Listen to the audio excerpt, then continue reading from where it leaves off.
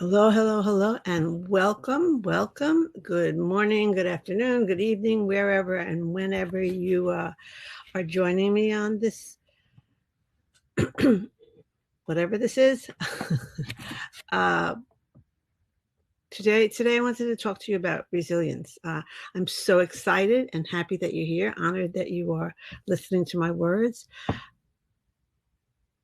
And for those of you who are coming upon me for the first time, I'm Mary Kerwin, and I am the founder of Confident Families and the creator of the Encourage Greatness Parenting Group, where I help parents to move from to being stressed and overwhelmed to being calm, cool, and collected by helping them identify the patterns that and change the patterns that are not serving them and their families, so they can improve the quality of life for themselves and their families. Uh, and I am honored to have you as you hop on, whether it's now or on the replay. Please give me a hashtag and tell me who you are and where you're from. And I'm going to start today with a quote. I hope I get it right. We cannot always build the future for our youth, but we can build our youth for the future. And that's FDR said that, Franklin Delano Roosevelt. And so I am going to talk today about resilience. So why is it that some people bounce back from adversity, some back from trauma or tragedy, threats or significant sources of stress, and some people collapse and fall apart? It's because of their inherent resilience. Now, are they born with it? You can call resilience inner strength. You can call it grit. You can call it optimism, flexibility, the ability to cope, competence. There's a lot of different words for it. I call it resilience. You can call it what you want. But it's not a trait that people have or don't have. It involves a skill set. It involves behaviors, thoughts, actions that can be learned and developed in anyone. And it doesn't necessarily come naturally. It sometimes needs to be cultivated. So how do we do that? Why would we do that? It helps us cope with, it gives us a better coping mechanism. It helps us cope with anything. Lessens overwhelm, allows us to deal better with frustration. It gives us the strength to tackle our problems head on, maintain balance in our lives, especially when it's difficult or stressful. It has, I'm going to use this word loosely, we accept our failures. And for me, failure is something that failure is not something that you mess up on, do wrong. Failure is something when you quit and give up. Failing is something that you're trying, and not everything is in your control. You can only change the things that are. So some things are not going to work. And here's I assert that anyone can be resilient. It means that you're tough enough to bounce back from a difficult circumstance. It means that you're not afraid to fail, but that you almost actually welcome failure, because it means you're learning and growing. So the marks of a resilient person, and this is for you, and this is for your children. They hold themselves accountable. It's not always somebody else's fault. Or even if it happens to involve someone else, they see their part in it. They are self-aware. They know and trust themselves. They compare themselves to others as little as possible. A big one is that they know they can't plan everything. It's great to plan. It's great to have a plan for life, but not everything is going to go your way. A resilient person also takes care of themselves. You can't weather the storms if you're under the weather, or if you're not at your best. They try not to complain. When something happens, there's sorrow. When something happens, they can be sorry. They can feel badly, but they don't wallow. They also have a support system, and they're not afraid to ask for help. Um, the key to being resilient, also another key to being resilient, is knowing what you can control and you can't control. You can control you, what you do, your actions, your mistakes, your efforts, your reactions, your behavior. You can't control the outside world, not the weather, not the future, not the other people's reactions to what you say or do, not other people's actions. This is really hard when you have kids, that you can't control their actions or reactions, and you can't control what happened in the past. Sometimes we spend so much energy and time on things that we can't control. Something happens to us, and we dwell on it. We wallow in our sorrow. I have the example of myself and my mom dying when I was 10. Was it horrible? Yes.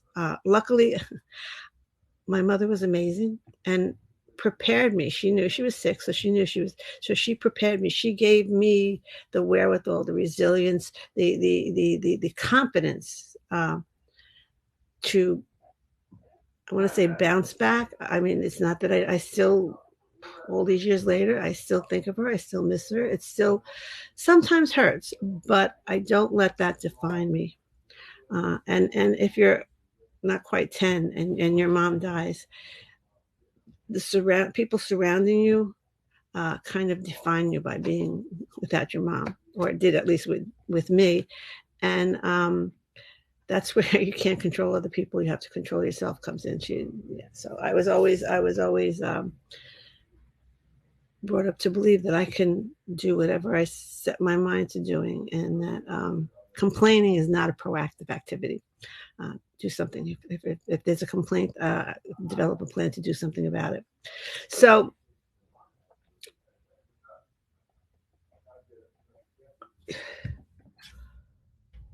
how do you develop resilience besides that? How do you get to that place? Well, first of all, you take baby steps. You have the wisdom and the insight. Hold on. You have to know what you can change and what you can't. You have to sometimes I listen to songs, or you read books or poetry or quotes from the famous. I'm a big quote lover, or something that someone said to you that is going to help you when you face difficult situations. I read a quote at the start of this from FDR. Um, Solution seeking behaviors. You just What happens when you see a problem at hand, or when something happens to you? Do you sit back and say, "Oh my goodness," and we all, um, I'm not saying negate your feelings. I'm not saying not to feel it. I'm not saying to not be sad. I'm not saying to not be upset. I'm not saying to not, like, really be sometimes devastation. But then, how are you going to actively deal with the problem? Are you going to problem solve, or figure out new information, plan ahead? If it's with another person, you negotiate. Are you going to speak up and voice your opinion? It's really important. Sometimes, or even ask others for help. Let's speak up. I was very good at speaking up and voicing my opinion, but when you're young, you sometimes get, quote, I want to say, slapped down, but it didn't deter me, because if I knew I was right, if I was in alignment with my core values, it didn't matter what other people thought, which is sometimes a good thing. Um, and ask others for help. I mean, it's still a little bit hard for me to ask others for help, but I'm getting better at it. You have support, have these supporters. I like to call them your Fab Five. Have supportive people in your life that keep you standing up when it would have been easy, when it's easier to sit down, or fall apart. Someone that you can lean on as you're figuring out what to do. A friend, a mentor, a parent, a grandparent. Someone who's going to give you pep talks and build you up.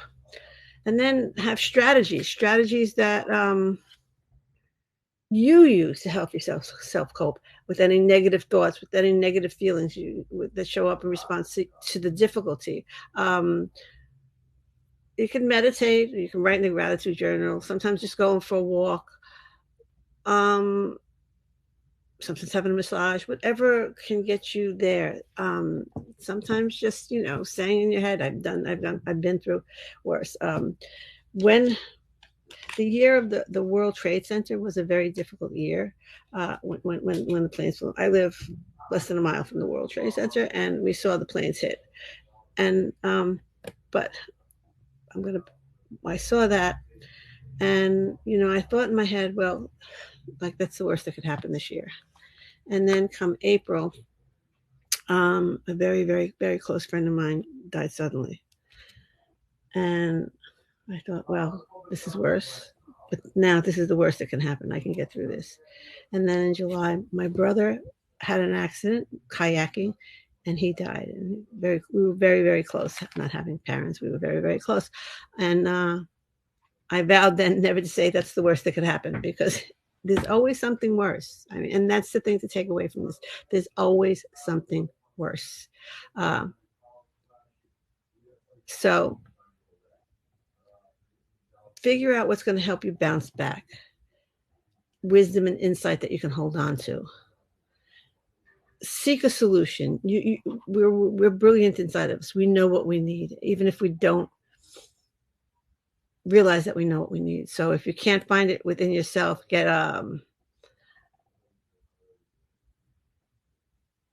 ask others for help. Basically, get a support system there and have strategies. Either it's something that calms you down, meditation, music, massages, whatever it is that you. And I would advise here not to use substances to calm you down, because that just creates a whole bunch of other problems. Writing in a gratitude journal, get the thoughts out of your head and onto paper. It's cathartic. So that's it. And for our kids, well, I'm going to back up. I was going to say that's it, but that's not it. And we can teach our kids to externalize things, and this way we can help them dispute the inaccurate thoughts and feelings, and not that we're not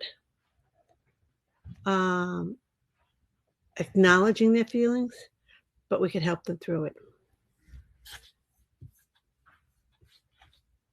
And lastly, let's see.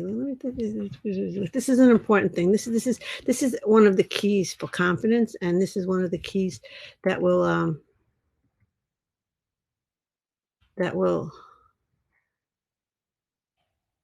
help them build a life of resilience, the ability to overcome adversity. I guess that's it. I hope you join me. And if you're having an issue with this, please set up a call where we can work through it, either for yourself or for your kid, because it's we are living in a time where our kids are hurting, to put it mildly, and it's my assertion that it doesn't need to be that way. There are things that we can do to help them move through this trying time, and come out on the other side stronger, healthier, and more resilient adults, ready to lead the world that we are giving them. That's it for now. I don't think I have anything else. That was a long one. Ciao, ciao, and hope to speak with you soon.